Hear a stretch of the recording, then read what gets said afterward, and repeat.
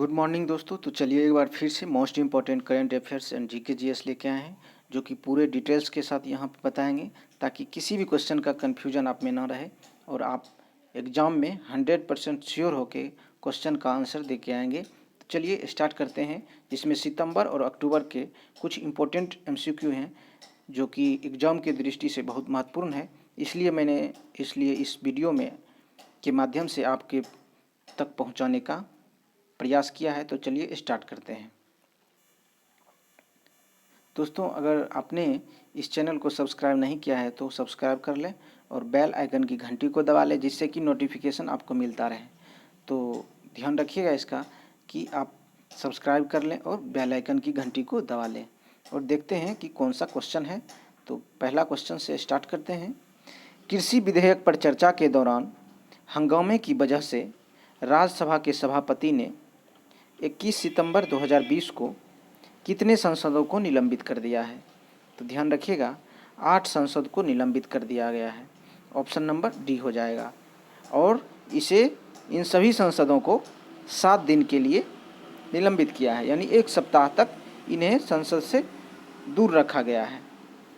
चलिए देखते हैं कि इसके बारे में क्या लिखा हुआ है और कौन कौन से सांसद हैं। ध्यान रखिएगा कि इसमें जो भी संसद हैं उसका नाम दिया गया है, यानी 4 पार्टी के संसद थे, जिसमें कि तृणमूल कांग्रेस के थे डेरेक ओब्रायन, डोला सेन, कांग्रेस के राजीव सताव, रिपुन बोरा और सैयद नज़ीर हुसैन, और माकपा के थे के रागेश ई करीम, और आपके कौन हैं तो संजय सिंह हैं। तो ध्यान रखिएगा, इन 8 को जो है 1 सप्ताह के लिए निलंबित किया गया है। चलिए नेक्स्ट क्वेश्चन देखेंगे। नेक्स्ट है कि केंद्र सरकार ने 6 फसलों पर 21 सितंबर 2020 को एमएसपी बढ़ा दिया है। और ये किस लिए बढ़ाया? तो किसान के हित में बढ़ाया, ताकि उसके फसल का मूल्य बढ़ा दिया जाए, जिससे उसको फ़ायदा हो। तो ध्यान रखिएगा, गेहूं पर कितना एमएसपी बढ़ाया है? तो इसका जो है आंसर हो जाएगा 50 रुपये। गेहूँ पे जो है एमएसपी 50 रुपये बढ़ाया है। ऑप्शन नंबर बी हो जाएगा। चलिए नेक्स्ट देखेंगे क्या है।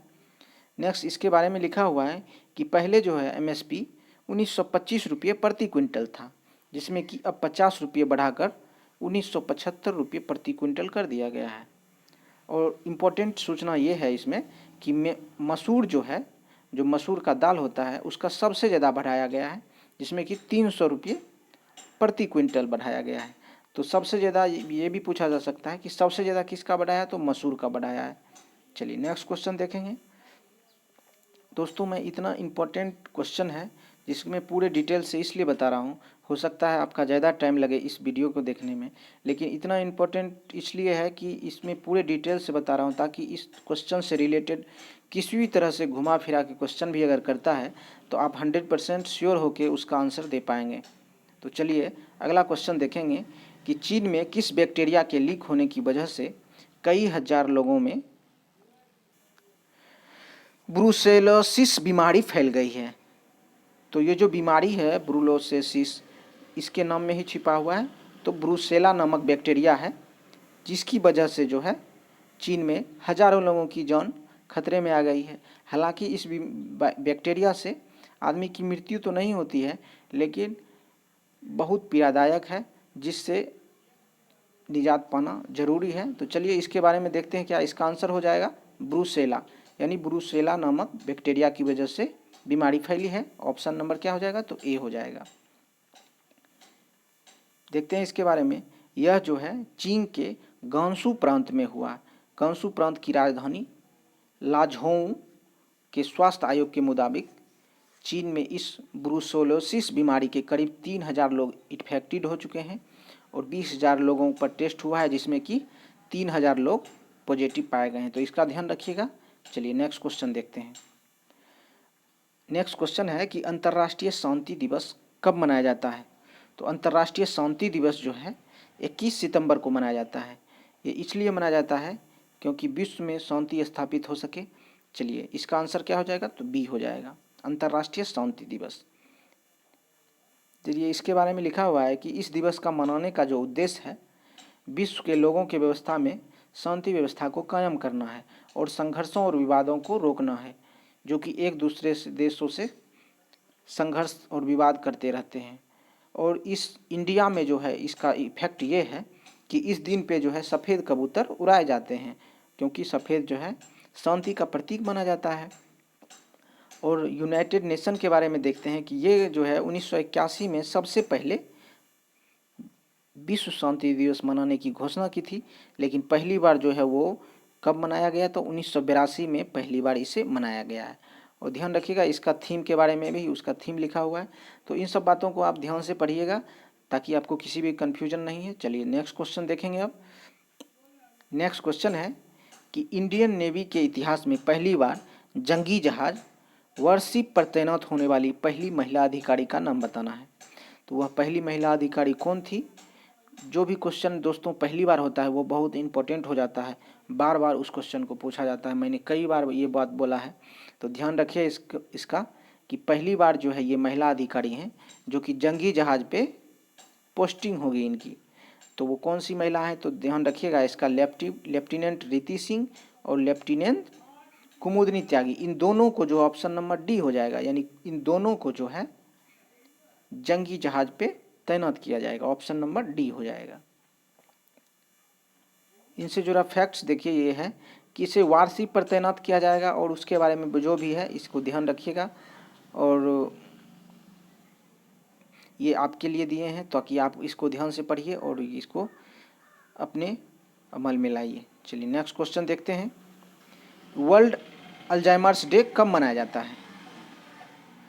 वर्ल्ड अल्जाइमर्स डे जो है यह 21 सितंबर को मनाया जाता है। ध्यान रखिएगा 21 सितंबर को अल्जाइमर्स डे मनाया जाता है। अल्जाइमर्स डे की ऐसी बीमारी है जिसमें कि मनुष्य का याददाश्त खत्म हो जाता है धीरे धीरे, और यह जो है उम्र बढ़ने के साथ साथ आदमी में पाया जाता है। तो ध्यान रखिएगा ऑप्शन नंबर इसका बी हो जाएगा। वर्ल्ड अल्जाइमर्स डे 21 सितंबर को मनाया जाता है। अल्जाइमर्स क्या है उसी के बारे में है ये कि एक न्यूरोलॉजिकल डिसऑर्डर है जो मस्तिष्क की कोशिकाओं को नष्ट करता है। इससे मरीज को निर्णय लेने की क्षमता को घटा देता है। ध्यान रखिएगा, और स्वभाव में बदलाव आता है, याददाश्त क्या हो जाती है, घट जाती है। जैसे जैसे उम्र बढ़ती है यह रोग भी बढ़ता जाता है और रोज़मर्रा के काम में दिक्कतें होने लगती हैं। तो ध्यान रखिएगा ये जो जितने भी ज़्यादा उम्र के आदमी होते हैं इसमें ये ज़्यादा पाया जाता है। चलिए नेक्स्ट क्वेश्चन देखते हैं। प्रधानमंत्री नरेंद्र मोदी ने 18 सितंबर को किस राज्य में कोसी सेतु महासेतु समेत 12 परियोजनाओं का उद्घाटन किया है। तो ध्यान रखिएगा ये जो है बिहार में किया है। कोसी सेतु महासेतु समेत 12 परियोजनाओं का जो उद्घाटन है वह 18 सितंबर को बिहार में किया है। तो अब देखते हैं कि इसका आंसर तो ए हो जाएगा। इसके बारे में क्या क्या है वो देखेंगे।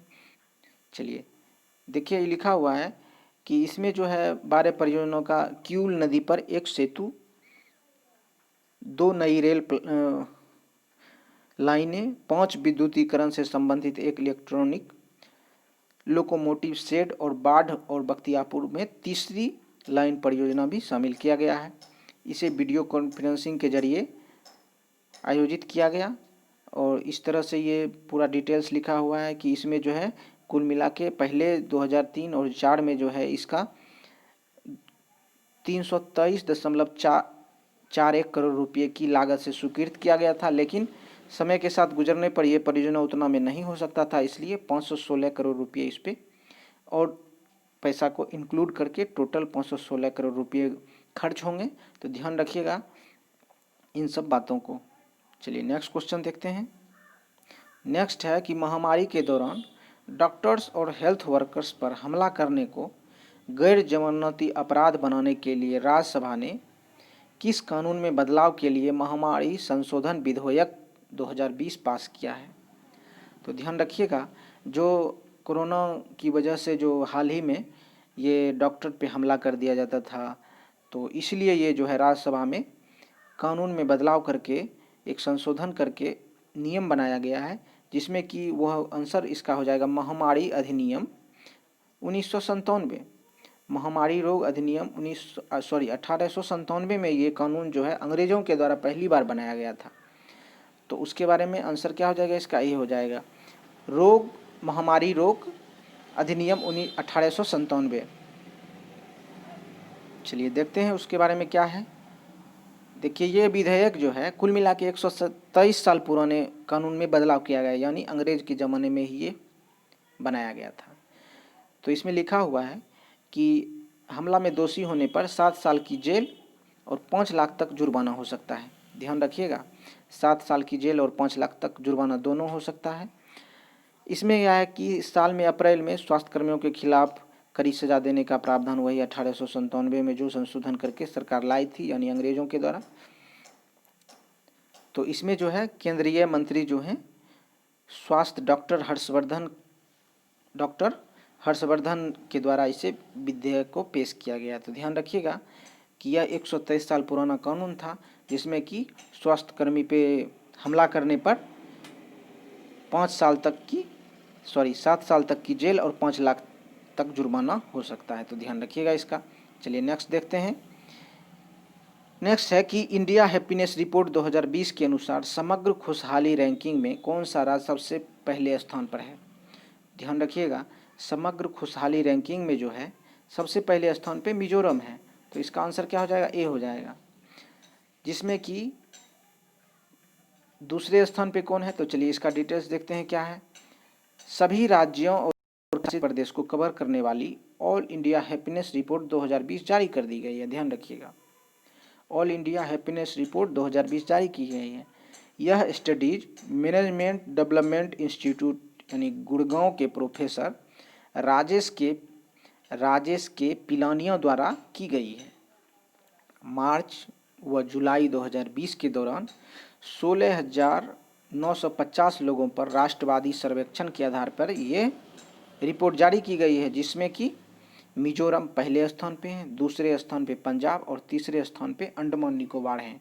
ध्यान रखिएगा, पहला दूसरा तीसरा बहुत इंपॉर्टेंट है याद रखने के लिए कि खुशहाली रैंकिंग में मिजोरम पहले स्थान पे, पंजाब दूसरे स्थान पे और अंडमान निकोबार तीसरे स्थान पे हैं।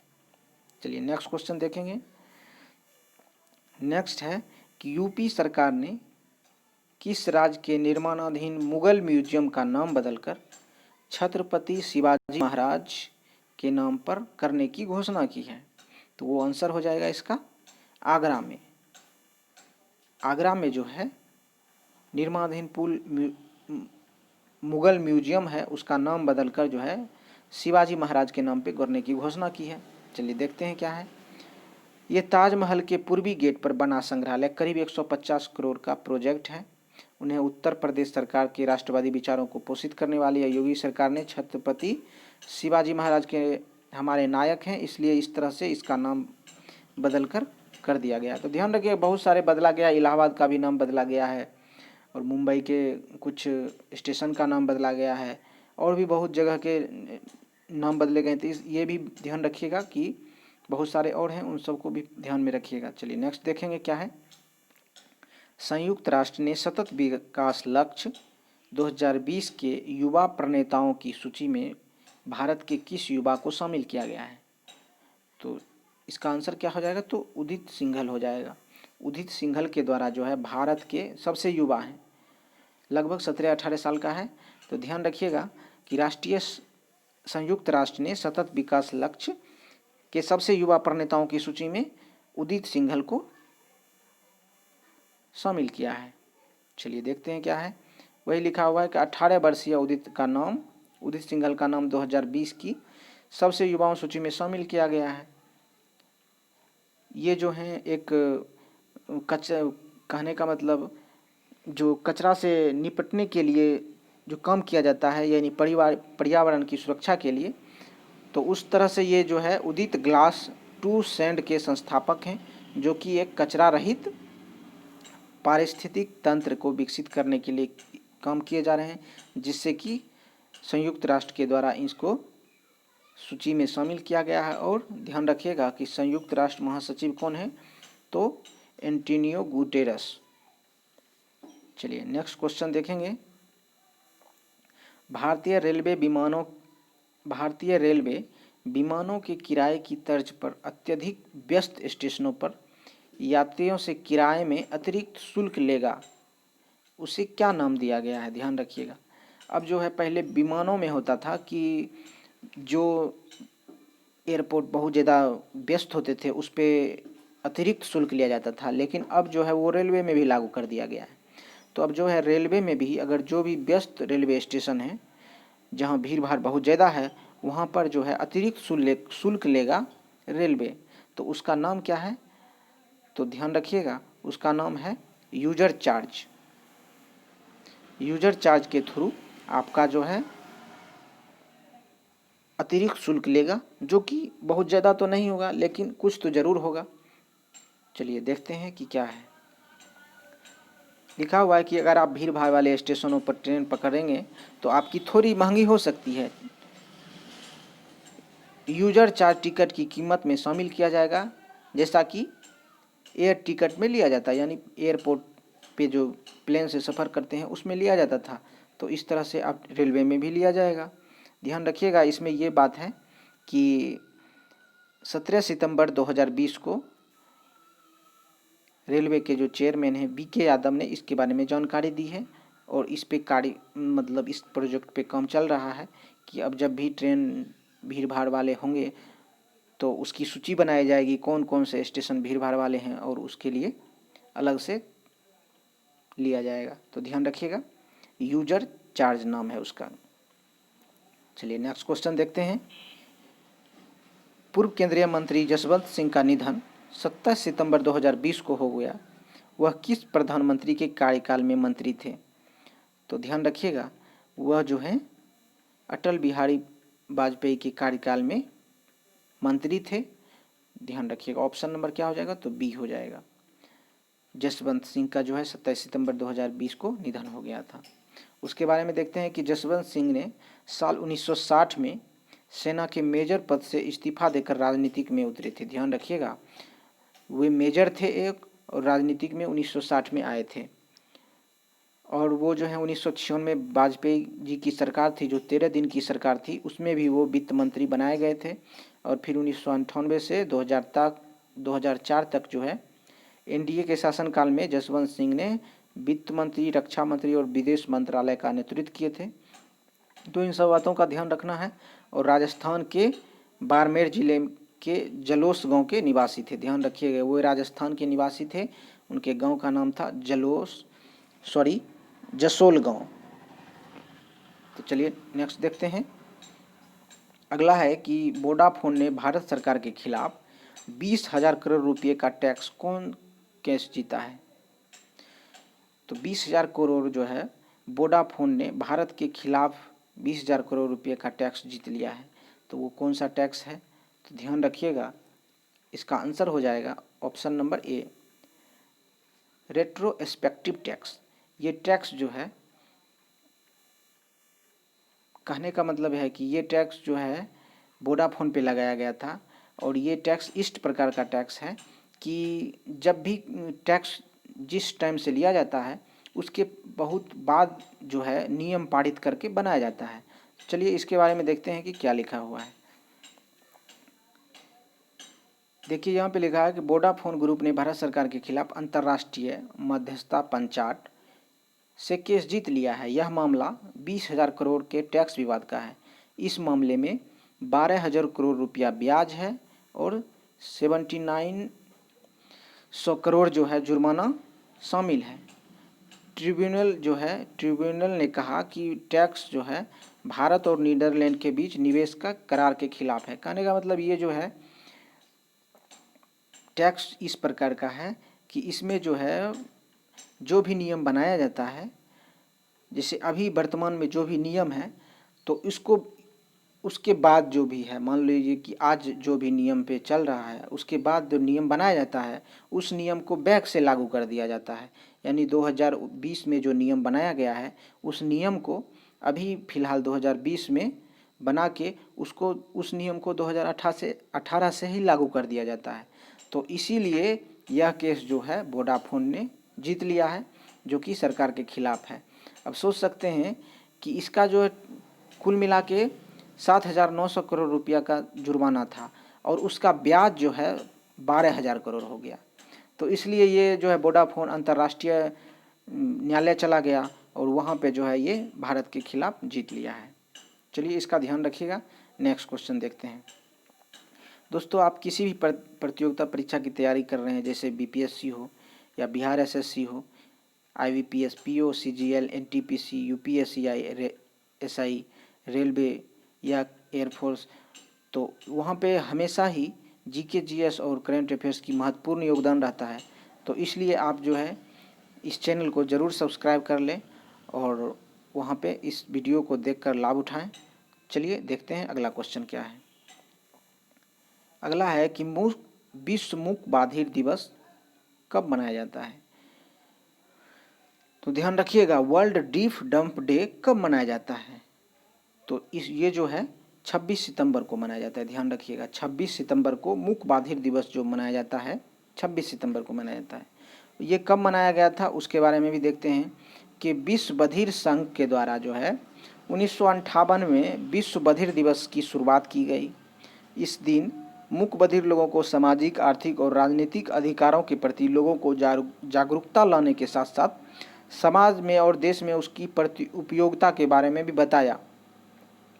आंकड़ों के मुताबिक विश्व में बधिरों की संख्या 70 लाख के आसपास है। ध्यान रखिएगा, पूरे विश्व में लगभग 70 लाख ऐसे आदमी हैं जो कि विश्व बधिर हैं। कहने का मतलब या तो गूंगे हैं, बहरे हैं, इस तरह से हैं। और इस संख्या का 80% विकासशील देश में पाया जाता है। कहने का मतलब भारत भी विकासशील देश है और भारत में लगभग 13 लाख हैं। तो ध्यान रखिएगा कि 2001 के आंकड़ों के अनुसार भारत में 13 लाख के आसपास जो है बधिर हैं, विकलांग हैं, बोल नहीं सकते हैं या तो सुन नहीं सकते हैं। तो चलिए नेक्स्ट क्वेश्चन देखते हैं, इसका ध्यान रखिएगा। अगला क्वेश्चन है कि अंतर्राष्ट्रीय सांकेतिक भाषा दिवस कब मनाया जाता है।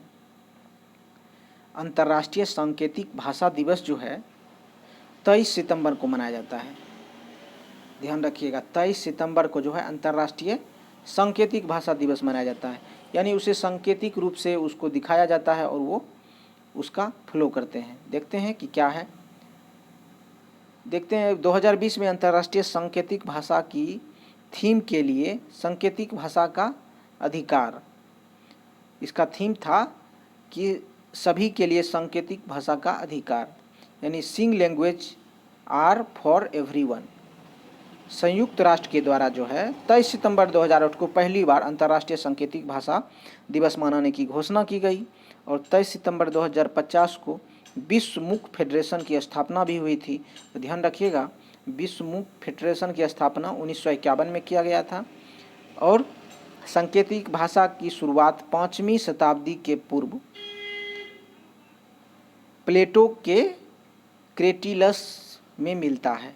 यानी 5वीं शताब्दी से ही जो है इसका शुरुआत हो गया था। ध्यान रखिएगा, ये बहुत पुराना है, यानी 5वीं शताब्दी, तो सोच सकते हैं कि कितना पुराना हो गया। तो चलिए नेक्स्ट क्वेश्चन देखेंगे। नेक्स्ट क्वेश्चन है कि विश्व नदी दिवस कब मनाया जाता है।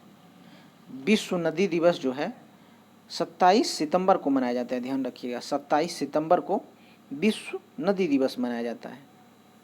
चलिए देखते हैं क्या है कि विश्व में कई देशों में ये दिवस मनाया जाता है। यानी इतने विश्व में जो है बहुत सारे देश हैं जो विश्व नदी दिवस मनाते हैं।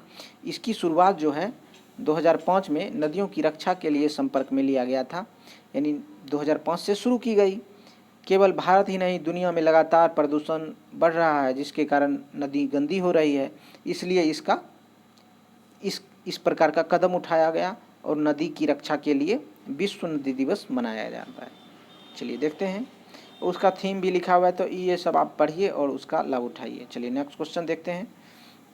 दुश्मन पर नज़र रखने के लिए इंडिया ने किस देश से 30 जनरल MQ-9A रीपर ड्रोन खरीदने की डील की है। तो ध्यान रखिएगा कि अमेरिका ने है भारत ने दुश्मन पर नज़र रखने के लिए MQ-9A रीपर ड्रोन खरीदने की डील की है। तो किससे की है, तो अमेरिका के द्वारा किया गया, अमेरिका देश से लिया जाएगा, जिसमें कि 30 जनरल MQ-9A रीपर ड्रोन खरीदेगी। चलिए देखते हैं कि क्या लिखा हुआ। रक्षा मंत्रालय ने कहा कि अमेरिका से अभी यानी तत्काल 6 ड्रोन इंडिया लाए जाएंगे और ये कुल मिला के इसका बजट क्या है तो 4400 करोड़ रुपये तुरंत खरीदा जाएगा। 6 ड्रोन जो खरीदा जाएगा उसकी कुल लागत 4400 करोड़ है और टोटल जो है जितने भी खरीदे जाएंगे उसमें 22,000 करोड़ की डील है। तो ये ध्यान रखिएगा, इस ड्रोन में अगले 3 साल में खरीदा जाएगा। बाकी 24 ड्रोन जो है बाद में लेंगे, जिसका कुल डील होगा 22,000 करोड़ रुपये। तो ध्यान रखिएगा। और इस ड्रोन में तीनों सेनाओं को दिया जाएगा, यानी 6 लिया जाएगा, तो थल सेना, वायुसेना और इंडियन नेवी को भी दिया जाएगा। चलिए नेक्स्ट क्वेश्चन देखेंगे। नेक्स्ट क्वेश्चन है कि विश्व फार्मासिस्ट दिवस कब मनाया जाता है। तो विश्व फार्मासिस्ट दिवस जो है वह 25 सितंबर को मनाया जाता है। ध्यान रखिएगा, 25 सितंबर को विश्व फार्मासिस्ट दिवस मनाया जाता है। चलिए उसके बारे में देखते हैं कि यह दिन स्वास्थ्य में सुधार के एक फार्मासिस्ट की भूमिका बारे में बताता है, जागरूक करता है। आप जहाँ भी मेडिकल दुकान पे जाते हैं तो ध्यान रखिएगा, हर एक मेडिकल दुकान में एक फार्मासिस्ट होना ज़रूरी है, लेकिन लोग इसका पालन नहीं करते हैं, अलग बात है। तो उसके बारे में लिखा हुआ है कि यह संगठन हर साल एक नए विषय की घोषणा करता है और इस दिन 2009 में इस्तांबुल में अंतर्राष्ट्रीय फार्मास्यूटिकल फेडरेशन कांग्रेस तुर्की ने 25 सितंबर को मनाने का निर्णय लिया था। यानी तुर्की ने सबसे पहले ये फार्मासिस्ट दिवस मनाने की घोषणा की थी और आज पूरे दुनिया मना रहा है, जो कि स्वास्थ्य के लिए और आदमी की जागरूकता के लिए है कि सही दिशा में और सही तरह का मेडिसिन लें। चलिए नेक्स्ट क्वेश्चन देखते हैं। कोविड-19 की वजह से भारतीय अंतर्राष्ट्रीय फिल्म महोत्सव 2020 को अगस्त स्थगित कर दिया गया है। इसका आयोजन कब किया जाएगा। तो ध्यान रखिएगा, इसका आयोजन जो है अब कब करना है तो 16 से 24 जनवरी 2021 को किया जाएगा। अभी कोविड-19 की वजह से जो दिसंबर में होने वाला था उसे पोस्टपोन करके 16 से 24 जनवरी 21 में किया जाएगा। चलिए देखते हैं कि क्या लिखा हुआ है कि अंतर्राष्ट्रीय फिल्म महोत्सव के 51वें संस्करण का आयोजन जो है 20 से 28 नवंबर तक होना था, यानी 20 से 28 नवंबर 2020 को होना था।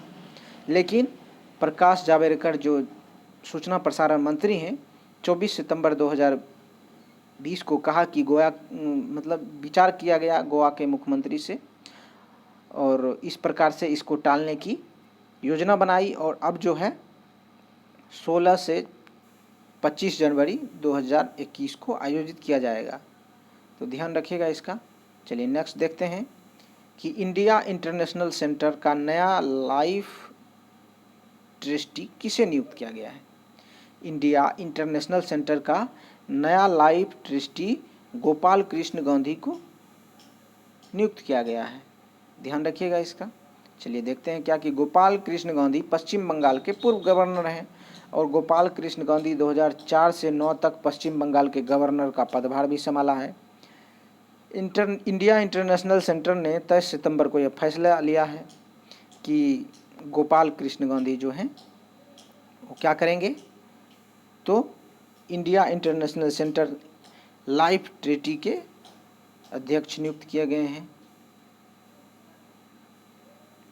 और ध्यान रखिएगा कि गोपाल कृष्ण गांधी तमिलनाडु की राजधानी चेन्नई के रहने वाले हैं। तो ध्यान रखिएगा कि वो चेन्नई के रहने वाले हैं। नेक्स्ट क्वेश्चन देखते हैं, अंतर्राष्ट्रीय परमाणु हथियारों का पूर्ण उन्मूलन दिवस कब मनाया जाता है। यानी जितने भी अंतर्राष्ट्रीय हथियार हैं उनका उन्मूलन करने के लिए एक दिवस मनाया जा रहा है। तो वो कब मनाया जाएगा तो 26 सितंबर को मनाया जाएगा। ऑप्शन नंबर सी हो जाएगा। चलिए इसके बारे में जानते हैं कि क्या है। यह दिन विश्व के विभिन्न परमाणु हथियारों को खतरे के प्रति जागरूक करने और उसके उन्मूलन के लिए मनाया जाता है। इस दिवस को लोगों, विश्व के नेताओं को आपस में आभास कराया जाता है कि हथियारों से होने वाली हानि सामाजिक, आर्थिक और निजी जीवन को तबाह कर सकती है।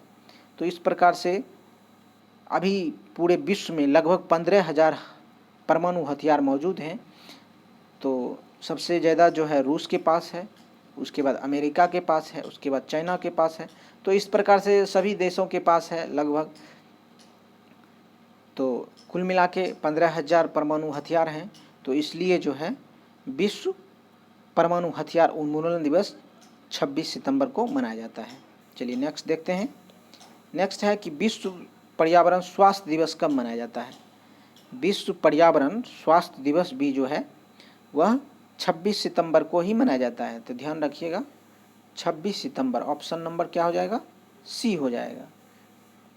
चलिए देखते हैं कि क्या है। 2001 में international federation of environmental health ने 26 सितंबर को इस दिवस के रूप में मनाने की घोषणा की। और ये जो है सबसे पहले स्थापित किया गया था कहाँ, लंदन में, जो कि इंग्लैंड में स्थित है। और ये 1986 में सबसे पहले स्थापित किया गया था लंदन में। तो ध्यान रखिएगा इसका। चलिए नेक्स्ट क्वेश्चन देखते हैं। नेक्स्ट है कि भारत में के न्यूक्लियर साइंटिस्ट शेखर बसु का कोरोना वायरस से 24 सितंबर 2020 को निधन हो गया।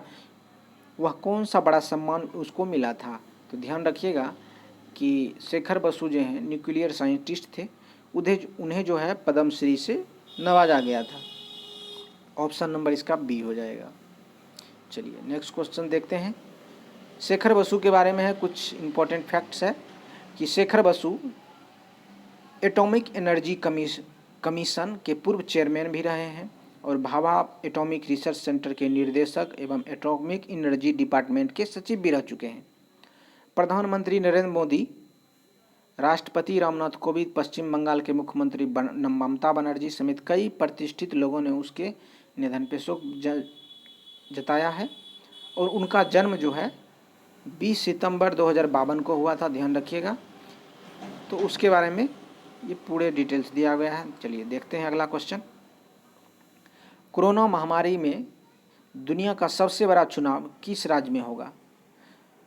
तो ध्यान रखिएगा अभी तक का दुनिया का सबसे बड़ा चुनाव है, इसलिए बोला गया है कि दुनिया का सबसे बड़ा चुनाव, जिसमें कोरोना मरीज भी वोटिंग करेंगे। ध्यान रखिएगा कि जितने भी कोरोना मरीज हैं उनको भी वोटिंग करने का अधिकार दिया गया है, वो वोटिंग कर सकते हैं। तो आंसर क्या हो जाएगा इसका, बिहार हो जाएगा। बिहार में जो है कोरोना मरीज वोटिंग करेंगे और दुनिया का सबसे बड़ा अभी तक का राज्य होगा तो वो बिहार है। ऑप्शन नंबर बी हो जाएगा। चलिए देखते हैं कि क्या है बिहार के बारे में कि बिहार निर्वाचन आयोग ने बिहार विधानसभा चुनाव का ऐलान 25 सितंबर को किया है। Chief election commission Sunil Arora के अनुसार वोटिंग 3 फेज में होगी, जिसमें कब से कब तक मतदान होगा। तो वही लिखा हुआ है 28 अक्टूबर को 71 सीट पे, 3 नवंबर को 94 सीट पे और 7 नवंबर को 78 सीट पे मतदान होगा। और इनके नतीजे जो हैं 10 नवंबर को आएंगे। और बिहार में चुनावी स्थिति है कि कुल सीट जो है 243 है और कुल वोटर की संख्या जो है 7.29 करोड़ है। तो चलिए इसका ध्यान रखिएगा। नेक्स्ट क्वेश्चन देखेंगे। निर्वाचन आयोग ने बिहार विधानसभा चुनाव में कोरोना मरीजों के लिए वोटिंग के दिन कौन सा वक्त निर्धारित किया है, यानी जो भी कोरोना मरीज हैं उसके लिए कब से कब तक वोटिंग करेंगे, जो कोरोना मरीज हैं उसके लिए। तो ध्यान रखिएगा इसका आंसर हो जाएगा शाम 5 बजे से 6 बजे तक कोरोना के मरीज आएंगे और वोटिंग करेंगे। उसके लिए विशेष व्यवस्था की जाएगी। चलिए ध्यान रखते हैं। अगला क्वेश्चन देखते हैं कि क्या है कि बाइक कंपनी हार्ले डेविसन ने भारत में फैक्ट्री और कारोबार बंद कर दिया गया है। यह किस देश की कंपनी है। तो यह किस देश की है, तो ध्यान रखिएगा हार्ले डेविसन जो है यूएस की कंपनी है, यानी अमेरिका की कंपनी है। और ये अपनी भारत में कारोबार जो है बंद कर दिया गया है क्योंकि मंदी चल रही है कोरोना वायरस की वजह से। और बहुत सारे फैक्ट हैं, तो देखते हैं वो कौन सा फैक्ट है जिसके कारण ये बंद कर रहा है। तो कंपनी ने कहा कि कंपनी हरियाणा में अपनी असेंबलिंग यूनिट बंद कर रही है। तो ध्यान रखिएगा ये हार्ले कंपनी जो है वो हरियाणा में असेंबलिंग करती थी और गुरुग्राम में अपने दफ्तर में कर्मचारियों की संख्या में कटौती कर रही है। और इस प्रकार से करीब 70 लोगों को बाहर निकाला गया जा रहा है। और कुल मिला के हैरले डेविडसन की कीमत 4.5 लाख से 50 लाख तक है। तो धन्य इतनी महंगी बाइक है और इसकी 2 वजह बताया गया है कि बिक्री कम है और बहुत ज़्यादा टैरिफ व टैक्स व टैरिफ सरकार वसूलती है इस बाइक से, इसलिए ये कंपनी बंद करने की घोषणा की है। चलिए नेक्स्ट क्वेश्चन देखेंगे। अगला क्वेश्चन है कि एसपी बाला सुब्रमण्यम का 25 सितंबर 2020 को निधन हो गया, वह किस वजह से प्रसिद्ध थे? तो सॉरी, इसका आंसर यहीं पे दिया गया है, तो ध्यान रखिएगा। इसका आंसर जो है सभी हो जाएगा, कहने का मतलब ऑप्शन नंबर डी हो जाएगा। सिंगर भी थे, म्यूजिक डायरेक्टर भी थे और फिल्म प्रोड्यूसर भी थे। चलिए नेक्स्ट देखते हैं इसके बारे में क्या लिखा हुआ है। एसपी बाला सुब्रमण्यम का जन्म जो है 1946 में वेल्लूर के आंध्र प्रदेश में हुआ था, तेलुगु परिवार में। और इस प्रकार से उन्होंने जो है अपना गायन भी किया था, जो कि बहुत महत्वपूर्ण सब है। मैंने प्यार किया, हम आपके हैं कौन, अंधा कानून, साजन, उसके बाद 100 डेज, चेन्नई एक्सप्रेस, और इन सभी फिल्मों में आवाज़ दे चुके हैं। और ये जो है सलमान खान की आवाज़ भी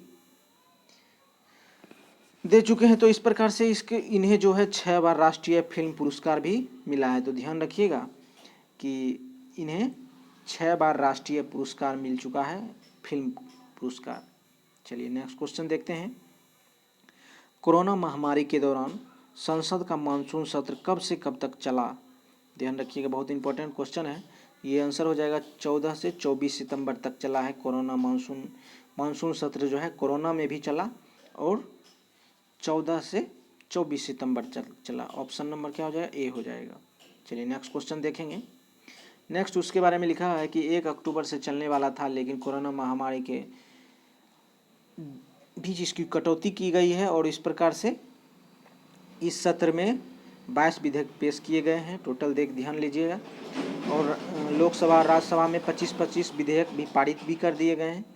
तो इस प्रकार से अब लोकसभा और राज्यसभा अनिश्चित काल के लिए स्थगित कर दी गई है। कोरोना भी है और इसके लिए स्थगित कर दी गई है। चलिए नेक्स्ट क्वेश्चन देखते हैं।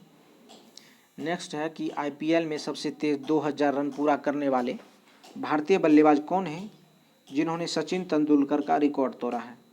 तो इसका आंसर हो जाएगा के.एल. राहुल। के.एल. राहुल जो है सचिन तेंदुलकर का भी रिकॉर्ड तोड़ दिया है। ऑप्शन नंबर बी हो जाएगा आंसर। चलिए इसके बारे में फैक्ट्स क्या है देखते हैं। राहुल ने 69 मैच की 60 पारियों में 2000 रन पूरे किए। पहले यह रिकॉर्ड सचिन तेंदुलकर के नाम था, उन्होंने 63 पारियों में 2000 रन बनाए थे।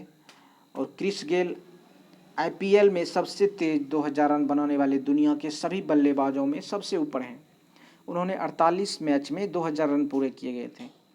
तो इस तरह से सचिन तेंदुलकर का आईपीएल करियर 2008 से 2013 तक रहा। और इन सब बातों का आप ध्यान रखिए। और कितने पारी में कौन, तो इस प्रकार से देखा जाए तो राहुल जो हैं तीसरे स्थान पे आ गए। सबसे पहले कौन है? तो क्रिस गेल हैं, दूसरे स्थान पर सचिन तेंदुलकर और तीसरे स्थान पर राहुल। चलिए नेक्स्ट देखते हैं। तो दोस्तों ये रहा आज का क्वेश्चन, जो कि बहुत ही इम्पोर्टेंट है। आपको कैसा लगा? पूरे डिटेल्स के साथ मैंने इसमें दिए हैं। अगर अच्छा लगेगा तो ज़रूर कमेंट कीजिएगा, ताकि नेक्स्ट वीडियो में इस प्रकार से ही बनाऊं और आपको ज़्यादा से ज़्यादा इम्पोर्टेंट क्वेश्चन दे पाऊँ, ताकि एग्ज़ाम में किसी भी तरह से क्वेश्चन पूछे तो आप 100% क्वेश्चन का आंसर दे पाएँ।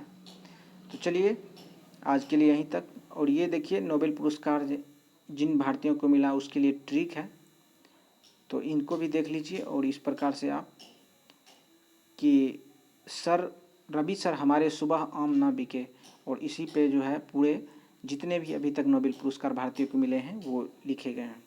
रविंद्रनाथ टैगोर को 1913 में मिले हैं, सर चंद्रशेखर वेंकट रमन को 1930 में, हरविंद खुराना को 1968 में, मदर टेरेसा को 1979 में मदर टेरेसा को 1979 में, सुब्रमण्यम चंद्रशेखर को 1983 में, अमर्त्य सेन को 1998 और वी.एस. नायपाल को 2001, वेंकट रमन रामाकृष्णन को 2009 में और कैलाश सत्यार्थी को 2014 में।